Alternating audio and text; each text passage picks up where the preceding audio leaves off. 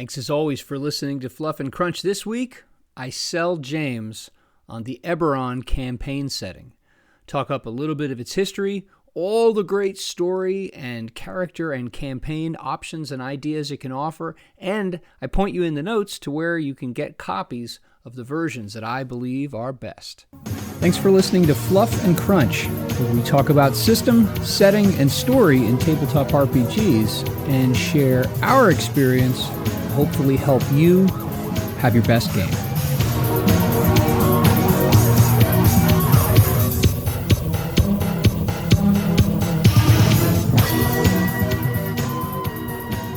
Hello. Howdy doody. I'm all right. How are you? I'm well. I'm well. We've had I can't believe it's only Tuesday. We've had a week so far. Had like a Same. moderate dog medical emergency at 5:00 yesterday morning. Crockett cut one of his paws and was bleeding like all over the place. It was like a murder scene. But we got that squared away. And yeah, so that's kind of set the tone for the early week. How about you?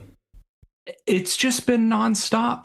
The job is all over the place, but other than that, it's been fine. Like, we're getting back into the swing of things. My first master's class for this semester was yesterday, so all good stuff except for the crazy stuff. Yeah. So Yeah, actually, I heard that you have all three of you in the house had class yesterday.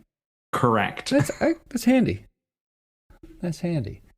Well, okay. All right. So let's do this. Let's take our planned departure from the drudgery and tedium of reality and talk about fun things. Perfect. There we go. Or as the younger daughter would sometimes say, perf.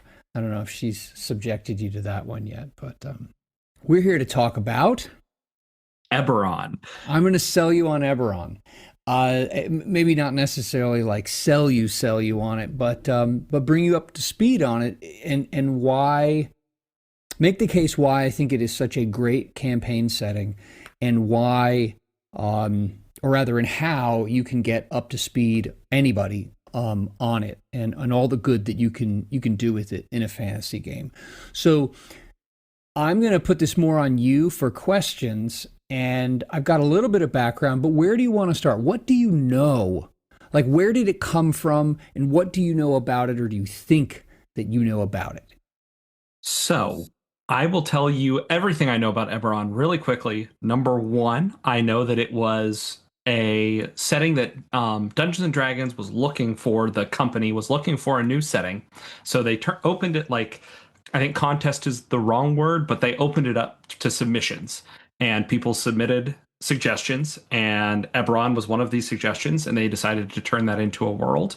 And then all I know from that is that it is standard medieval fantasy, but it is magic infused in everything, and that there was a very large-scale war that took place right before the setting actually, I should say, the world that the stories tend to take place in start to happen is right after this massive war.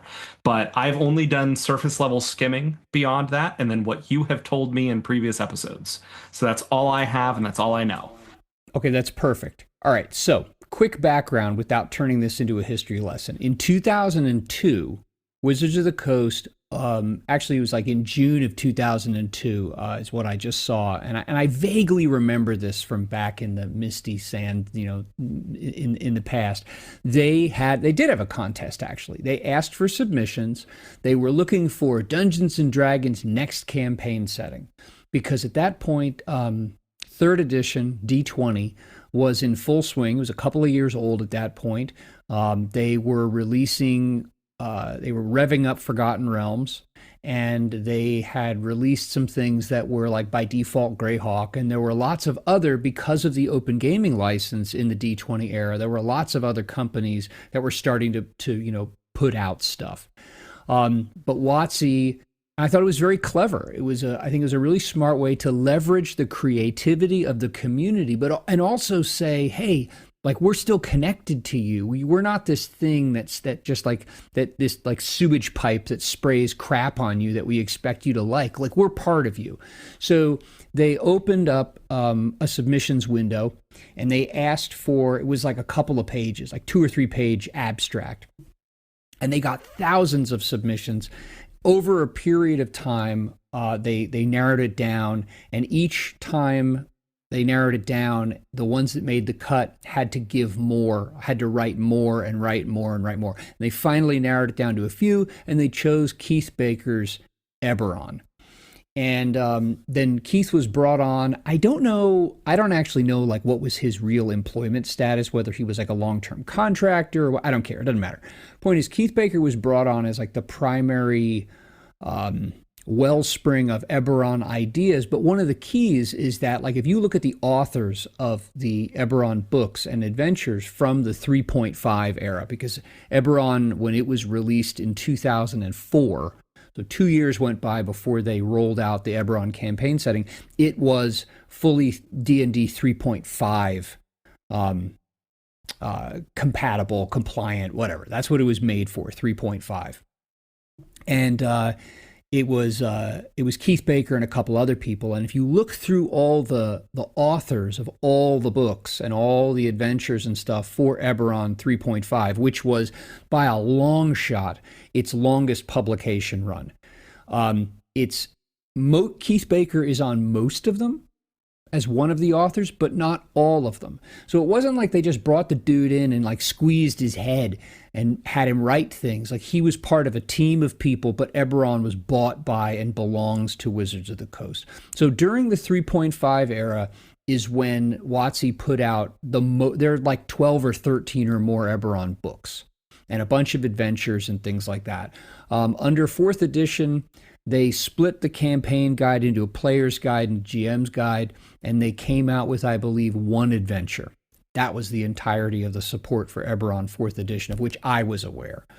And then 5th edition, they came out with a short book, and then they came out with the Rising from the Last War, which is essentially the updated 5th edition version of the Eberron campaign setting from 3.5. And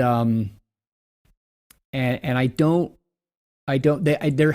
think there have been any other like Eberron specific pure Eberron books, adventures, campaigns, nothing like that. It's that book, and then elements of Eberron pop up elsewhere in 5th edition. But so my focus for my pitch here, and my focus for my play with Eberron is only the 3.5 materials. And for me, mechanically and story-wise, that's Eberron for me. There are mechanical changes.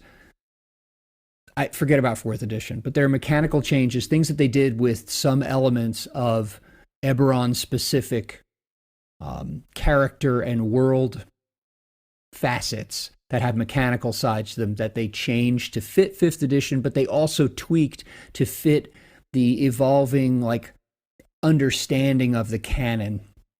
And maybe it's because all the 3.5 stuff is where I started and that's where I'm most deeply seated, or maybe because I think it's better, I prefer the 3.5 stuff. But my focus really isn't for you so much on the mechanical stuff, but on the story, on the world. So there's your overview of where it came from. But you mention what makes Eberron Eberron. What makes it unique? Yeah, because what I read in my quick skimming of just like some basic background was that it's high fantasy like traditional D&D, but that it has a pervasive magic system that is like, it's still the same Dungeons and Dragons magic system, but that magic is pervasive across the world.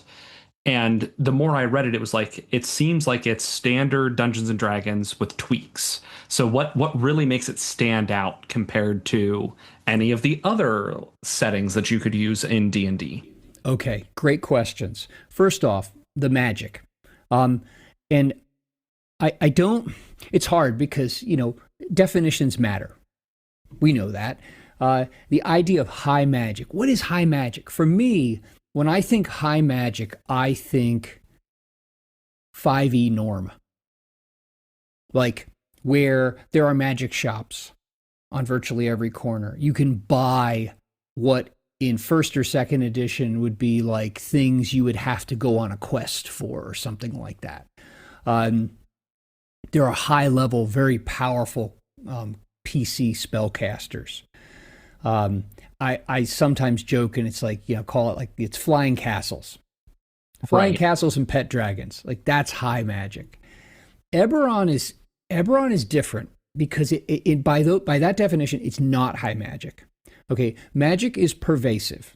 It's everywhere. However, the magic that is pervasive and everywhere, that your average Joe Bob citizen in Sharn, the biggest city on the continent, or out in the countryside, the magic those people see is very low level. It's like cantrip, first level spell type stuff. That is pervasive. It's pervasive almost in it fills a place in society that to us would be like zipper and toilet level technology. Right. It's technology that is everywhere. It is pervasive. We all accept it. Most of us actually don't know how to like build it. We might know how to like work with it, but it's just there. Like the idea of like ever burning or ever bright lanterns. Okay, there's light. There's the city is lit up at night and not in a way that will burn the city down. In Sharn with its mile-high towers, little air skiffs that zip around like taxi cabs are pervasive. So but the difference is this pervasive magic is not of this is my pet dragon and my unlimited wish ring and my plus 10 Vorpal weapon, which I bought at a corner store. It's actually low level, like just making it through the day type stuff. So that's pervasive. It is, I say it's pervasive low magic because of the level of it. And that's where when I was reading, one of the things that I noticed was it said there is low level magic everywhere and there is some high level magic, but you better have a lot of money if that's something that you're interested, because you have to pay people to do that more or less. Like it, whereas in the standard like understanding of Dungeons and Dragons, like the standard is like mid-level, like level 4, level 5 spells are relatively common, whereas with this it's like there are people that can cast those high level spells, but it's a very few people. It's going to cost you a lot of money to do it. But we're in the regular D&D world, it's like, well, there aren't that many people that can just do cantrips and level 1 spells, whereas here it's like, no, there are a lot of people that can do that. Yeah, nobody questions like your average Bob or whatever in the setting. Nobody questions the existence of powerful magic. Most people haven't seen it in terms of powerful magic that is like wielded by someone. They haven't seen it. They accept that it exists to some degree. Their ability to access it is minimal to non-existent. Like you could buy teleportation from one part of the world to the other. It's very, very expensive. And it's the kind of thing that, like, you need to be connected with the right people unless you have money coming out your ears in order to have access to those people that can do that for you. The other thing about Eberron, and it says this in the early, in the opening to the 3.5 Eberron campaign setting, it talks about how like anything in Dungeons and Dragons is in Eberron, but with a different spin. One of the things about Eberron as a setting that was immediately attractive to me, creatively and intellectually, was that all the pieces and parts, to me, they make sense in a way that is a little more analogous to our world than a fantasy world. Yes, there's nobility, and there are all the different races that are in D&D. They're all there, and you have, my lord and milady and merchant guilds and, things like that. That all magic, like mage colleges or things that are analogous to all that stuff exists. But the structure of the world, that is the existence of nations and the interests of nations and nation states and their governments and the factions that make up their governments are far more analogous to and easily understood through an early 20th century lens. In fact, so you talked about this war. So Eberron as a world, as a globe, the main continent is called Corvair. Corvair is where all the action, not all, but is the primary focus of the action in the setting. There are other continents, but I ain't going to talk about those. Corvair is where all these nations are, and it has thousands upon thousands of years ago. Hobgoblins were the apex, most advanced civilization, like masters of magic and things like that. And for a variety of reasons, that civilization fell. And then thousands of years ago, humans and other races came from another continent, populated Corvair, and built the kingdom of Galifar, and created these things called the Five Nations. And these Five Nations were all related to one another. I mean, in a weird way, they were almost like mega states, all related, like in a kind of confederation. And there was this weird succession process whereby the siblings that ruled those Five Nations, as there was a succession process by which one of them would become the leader of all of Galifar, which was kind of like the overarching federal style government over these nations. And then there were other nations of other peoples and races and stuff like that. And so a little over a century before, as you pointed out, the default beginning for the campaign world, a succession crisis happens. The siblings and their nations fall on each other in war, and it's this century-long nightmare of shifting alliances and factions growing within the nations and peeling off. And it's like Europe, World War I. You have this powder keg, and then it blows. And then after it, you have these border realignments, and you have alliance realignments. But you also have this simmering, the war's over, but it's not resolved. You know what I mean? Right. So it's like the 1920s, sort of. There was no real winner, from what I could tell, from what I read. Right. It was like everyone just decided this has gone on long enough, we need to stop. Right. Well, what happened was, among the Five Nations, which geographically make up the core of this continent, Corvair, one of them, and there's debate over how you pronounce this. It's spelled C-Y-R-E. I've always called it Seir. Some people call it Siri. Some people call it Kyre. I call it Seir. Whatever. Seir blew up. It blew up. Like some kind of massive arcane A-bomb went off in central Seir and blew outward to its borders and wiped out everything, and left in its place this couple 100-yard high wall of what's called the dead gray mist.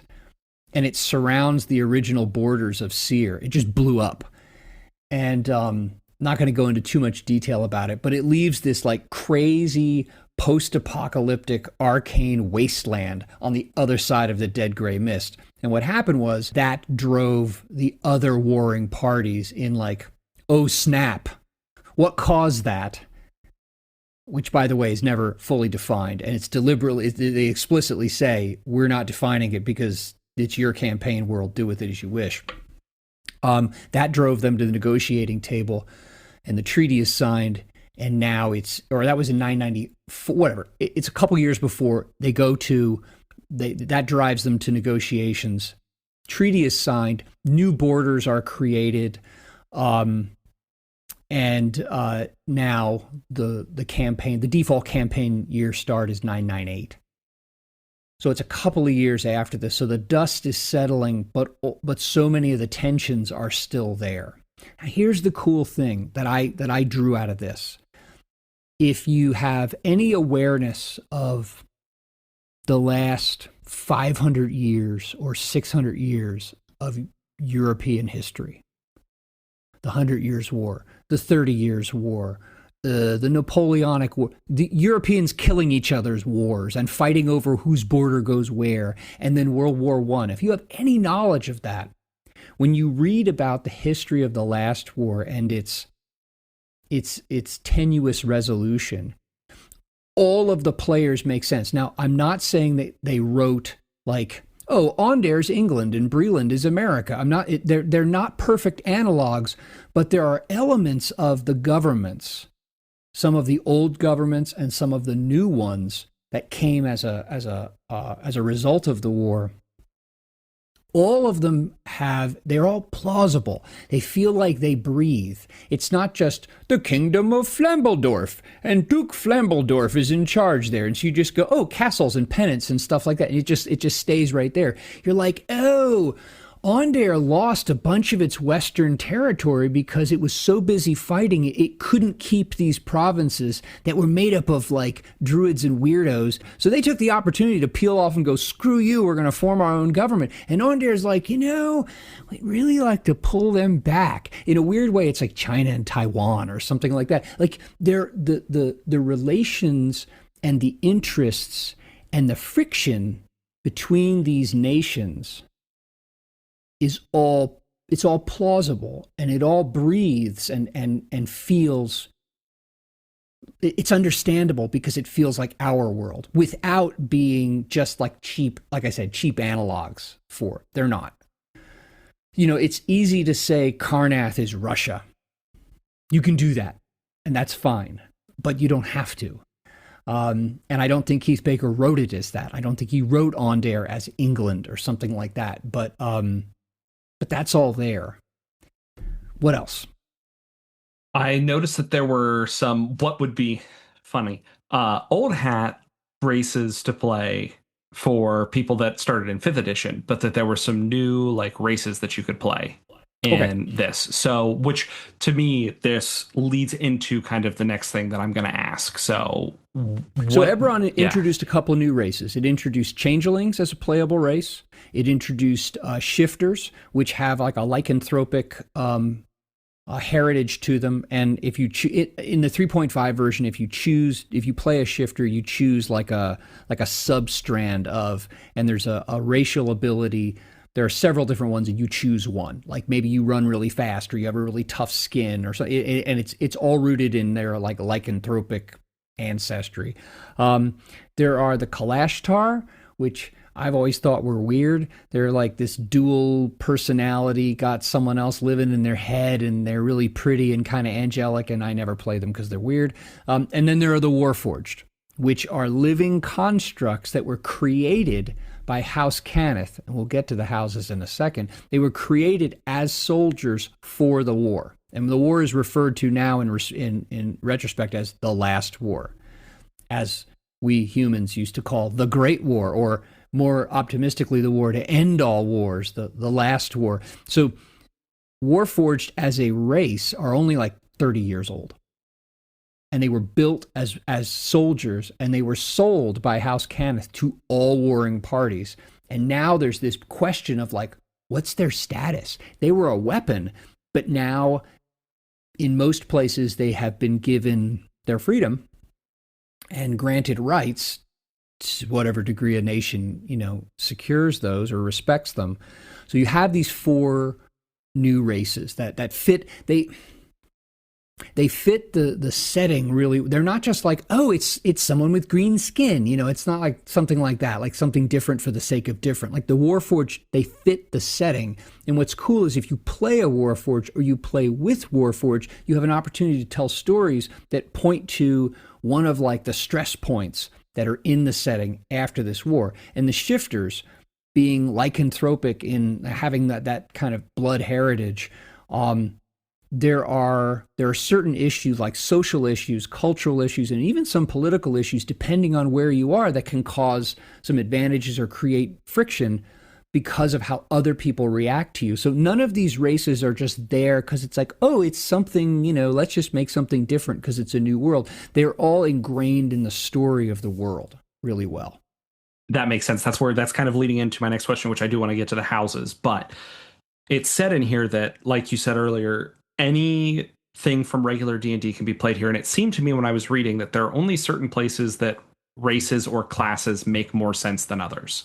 So What how do you would mean you by get that? that to work? So to me, typical D&D, like you really wouldn't find druids in Sharn that often. That probably wouldn't fit from what I was reading. Right. But Because Sharn is Metropolis. It's a huge metropolis. correct. So did you find any trouble with that when you were playing, like running it as a GM of, okay, my players want to play these characters. How do I make that You fit? you do have to, like, okay. I personally I think that one of the great things about a great setting is when you accept the limitations of that setting in order to play the way the setting is meant to be played. And that doesn't mean that you are railroaded. It just means that, it's like you accept the setting, and that's what makes the setting unique and different. And that's why I don't like kitchen sinks. Like kitchen sink where just anything and everything is acceptable, because it blunts the edges of what makes the thing distinct. So you're right. Druids don't really fit well in Sharn. I did have a player several years ago who really wanted to play a druid, and the adventure started and took place a lot in Sharn. And her position was that she was helping with like poor people, and like they had their little like kitchen gardens and things like, so that was like her nature connection. And I was like, okay, whatever, that's not that big of a deal. But yeah, there are some things that that again you do have to just take into mind. Now, again, everything in D&D is in Eberron, albeit in many cases differently. Like for example, dragons. Dragons play a very unique and special role in the world of Eberron. You don't run into dragons. Dragons are extraordinarily rare. They are not creatures of myth in that people don't believe in them, but they are creatures of like legend in that like nobody sees them. The dragons are these behind the scenes power brokers, manipulators, maybe helpers if they want to hide their identity and appear as someone or something else. But they are meant to be. They play a background kind of role. So you're not going to go to the bottom of a dungeon and find a dragon sitting on a heap of gold. Like that would be atypical and weird for an Eberron dragon. So there are things like that where you just go, that's not gonna work. Perfect. Yeah, that seemed to me like they said that, and I went, okay, how does this work? But that makes perfect sense. Just go with what the setting gives you because that's what makes it fun. So tell me more about the houses because that was very interesting. Okay, so there are 12 what are called dragon marked houses, and they are essentially clans that have formed guilds around a particular area of commerce or economic activity that is in part rooted in what are called dragon marks. And dragon marks are these, like they're like arcane tattoos of sort, or marks that manifest on certain people in certain families of certain races. So for example, and each mark provides, like in mechanical terms, each mark, and I'm talking in 3.5 terms here, provides a certain skill boost or two, and then certain spell-like abilities. So for example, House Deneath. House Deneath is humans. It's not that only humans can be of House Deneath. Only humans are of House Deneath. And House Deneath is made up of a clan of families that are all related, and some members, like a single-digit percentage, manifest these marks. And these marks give them spell-like abilities in for certain things. Like House Deneath has, because the members of that house, they manifest things like shield, mage armor, stuff that, and I'm not remembering off the top of my head, but they're all kinds of things that make them really good bodyguards and really good soldiers and security guards. And so what has happened is, you think about this. You have this clan, and you have members of the families that some of them are really good at this certain thing. And so what they start doing over time is those who are not marked focus on this kind of business and get better than your average Bob at it. And your ones who are marked are really, really good at it. And so these families start to carve out a niche economically in these kinds of activities. So House Deneath provides security guards, or like bodyguards, security guards, and mercenaries, because they have focused on the training over centuries and gotten better and better and better. And like any kind of organized, driven interest that is able to exist over time, it's able to carve out and defend a niche. So there are 12 of these houses, and each of them has like a different area where they focus. Like there's one that has they're really good at finding things and finding people. So there are you can hire prospectors from there to go find dragon shards, which I'll come back to, or bounty hunters. There's a house that is really good at crafting magic items. That's House Cannith. They're the ones who created the Warforged. And so it's not that everyone in the house has these marks. Really, like the elite within the house have the marks. But all the members of the house who work in the house all focus on some aspect of the family business. And these houses, they exist internationally, and they exist kind of outside the state. So like when the last war took place, House Vidalis, which has skill and magic in like working with animals, and they create these things called mage bred animals, and they're like really powerful, fast horses and things like that. And there's a House Civis, which is all gnomes, and they have the ability to communicate over long distances. These houses all sat outside the war, but they brokered services to all sides. So they're the mega corporations of yes, they are the world. International mega corporations. And what's really cool about it is that you've got this world where, okay, it's this post-war world. You could have, like the Eberron campaign that I'm about to start has, the PCs are going to be veterans. So they are not members of the houses. I have played and I have run campaigns where they were all marked house members, or they were, and maybe sometimes of different houses that have decided to work together, or you have a different angle that you can approach the world from. Like you could be the independent actor, your traditional adventurer type. You could work for or be involved with one of these governments, trying to, promote its interests, probably against one of the other ones. You could be involved with these houses and have this kind of transnational view of things. There are other like secret societies and interest groups, things like that. Like wizard societies and things like that. You could be so there are lots of different ways to, like, lenses from which to view the world as a player or a GM. And again, all of them, at least, to me, the idea of mega corporations, international corporations with their own interests. But you're like, well, you've got House Cannith that's in the nation of Breland. How much have some of them like gone more native and are like, yeah, we do House Cannith stuff, but we kind of want to cut Breland a discount, and then the Cannith people over in Carnath, are they a different Cannith faction? Like, or is everyone in the house like, on the same page? The answer is no, if you want to have an interesting campaign. But yeah, so the houses are there to provide goods and services.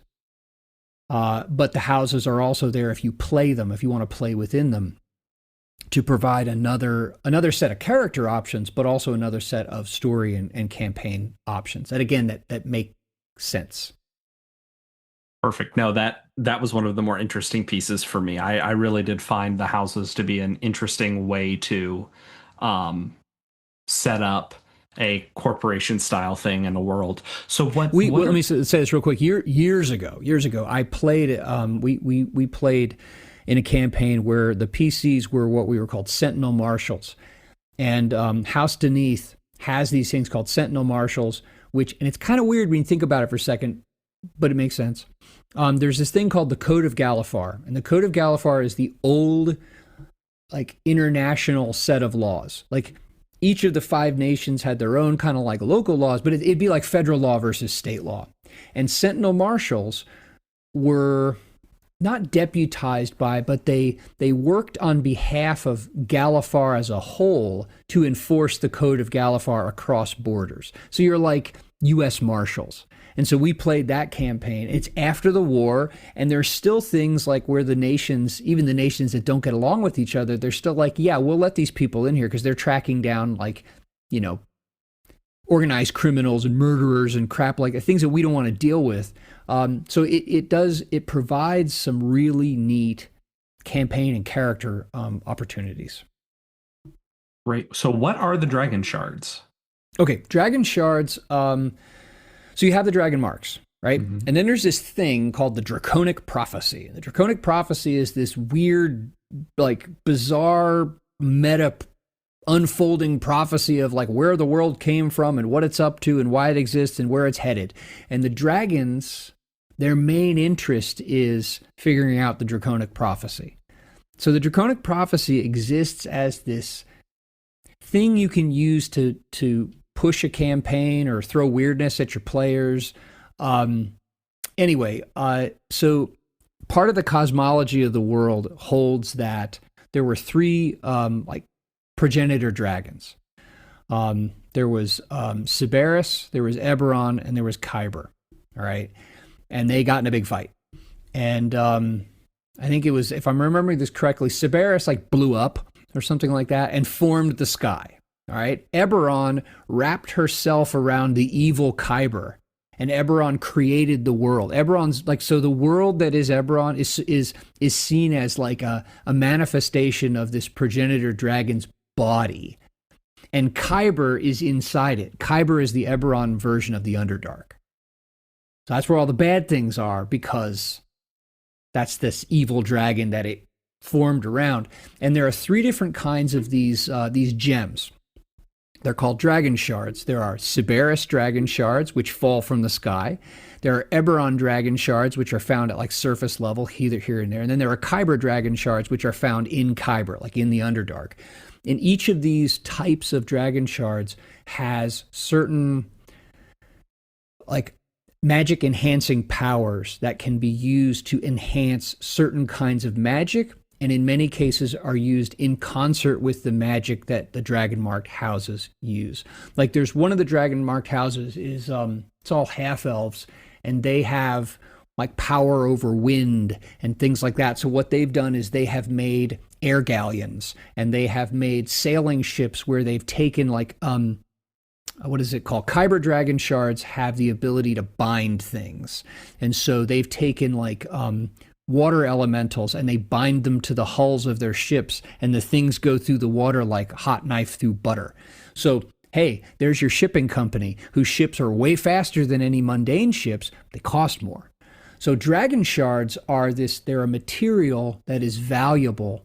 They're a scarce resource that's valuable to the dragon mark houses and to anybody who uses magic that you might want to bind to an item or use the dragon shards to enhance magic. So that's a neat thing. It's such a clever and elegant connection. Like it's part of the cosmology. It's part of the weirdo history. It could be connected to this draconic prophecy, and it's also tied into the economics and the politics.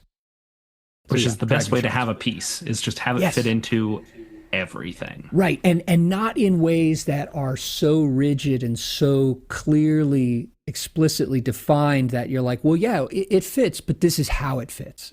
I think the original campaign setting book was written really well in that it all makes sense, as I've said a bunch of times, but there's a lot of opportunity to do as you wish. And mold it the way you want it to for your version of the world. So, like you said, there is a very large stack of Eberron books out there. And if a GM wanted to start a campaign in Eberron, where should they begin? Okay. Wait, do you mean in terms of the books or in terms of in the world? Whatever you suggest. Like if there was someone brand new to Eberron GMing and they said, I want to start in Eberron, where do I start? Okay, here's what I would do. The delightful thing is that all of these books on PDF, the 3.5 versions of the books, which again I believe are the apex of Eberronness, you can get them all on drive-through. So I'll put a link to the Eberron page from WotC on drive-through, but I would recommend getting the Eberron campaign setting itself. That original book it's really excellent in that it gives you the character options. It gives you, including like the races and a new class, the Artificer, which is kind of like an arcane items cleric of sorts. It's a support character whose focus is like an alchemist's focus is like potions and crap like that, and Artificer's focus is magic items, including the Warforged themselves. So that information's all in there, and it provides a really great, balanced, detailed enough overview of the world, the nations, the factions, the houses, all that. All that's in the Eberron campaign setting. Yeah, and you can get it on the PDF on drive-through for $9.99. So, and if you can find it anywhere, obviously, the physical copy is always better. But that's what I recommend you start with. There's another book called The Five Nations. That's quite good. I think is very good, and it addresses the Five Nations. Dragons of Eberron is good. The Explorer's Handbook is good. I'll put links. Like I say, you scroll, if you go to the drive-through, if you just go to drive-through and type in Eberron, it'll take you to that, because that's what most of it is the 3.5 stuff. But yeah, Eberron campaign setting is where you want to start. Perfect. Well, that's everything that I had to ask. Is there anything you think we need to add that is like absolutely necessary for people to know about Eberron? Okay, I'll throw this out there really quickly. Hobgoblins, again, have this great old... The hobgoblins, in a weird way, are like... They're like the Roman Empire. They're in that, like, it was this real badass, legit thing. And some people point back to it and go, why can't we have nice things like that anymore? That's hobgoblins. There is a nation there's a new nation that is run by three demonic hag sisters. And the mayor of one of the cities is a Medusa. And I'm not going to tell you how they keep the population in line. It's really ghoulish and really awesome. But so you have this, and they're not in the original campaign setting, like they are presented as having their interests and they have motivations, and they're not caricatured, but they're also not soft pedaled. I mean, they're hags. It's a Medusa. Like, they have armies of gnolls that will eat you. It's not like, well, they're just different and they just no. They have their own interests and they're monsters. Right. There is a nation of elves, not half elves, elves that are their traditional weapon is a two-headed scimitar. It's like a Darth Maul scimitar. And their whole point in life is to provoke fights. Like they're the real hardcore ones. Like they want to start a war and start fights. So the least classical elves. No, ever. Totally. But okay, so the crazy thing is that there are like your kind of like, they did some really fascinating things with elves. We don't have enough time to go into them, but the Valinar elves are like horseback riding, dual scimitar wielding, do not mess with them or they will cut your head off raiders whose drive is to like there's like a cultural religious drive that makes them so martial in inclination. There are also halflings, savage halflings who ride little velociraptors on these ravaged like scrub plains out in the middle of nowhere. So yes, there are halflings. And there are city halflings that aren't like those, the Talenta Plains halflings. But yeah, there's just some really funky stuff. And I never found anything in it that I looked at and I was like, I don't understand this. Or how does this fit? Or how do I take this and this other thing and make them work with one another? It seems to just all work. It seems like a very organic world. Like if you were dropped in there, you go like, when you get to that point, oh, that just makes sense with everything else that's going on. Yes. without being rigid or binding. And that original book, the Eberron campaign setting, I think, and I had the 2 4th edition hardbacks. I have the 5th edition book. I still think the original ECS does the best job of presenting the world and explaining it and making sense of it. And even if you're not a 3.5 player and the mechanics are kind of lost on you, all the setting information is rock solid. I mean, this sounds great. I am looking forward to reading more and looking into more. You definitely did a good job of convincing me that this is a world I want to pay more attention to. So those of you listening, if you have any thoughts on Eberron, comments about Eberron, or whatever, obviously, if you're listening to this on YouTube, leave a comment. If you're listening to this on Spotify, you can leave a comment there that we'll see. If you're not hip on either of those, there is a link in the notes or a link below in the notes on the YouTube to a Google form where you can leave some comments as well if you don't want to say something in public or you want to try to communicate with us directly. So we'd love to hear it. Eberron's a terrific setting. You should give it a shot. All right. Thank you, as always, for listening to Fluff and Crunch. You can subscribe to the podcast. You can subscribe to the YouTube channel, all through the links in the show notes.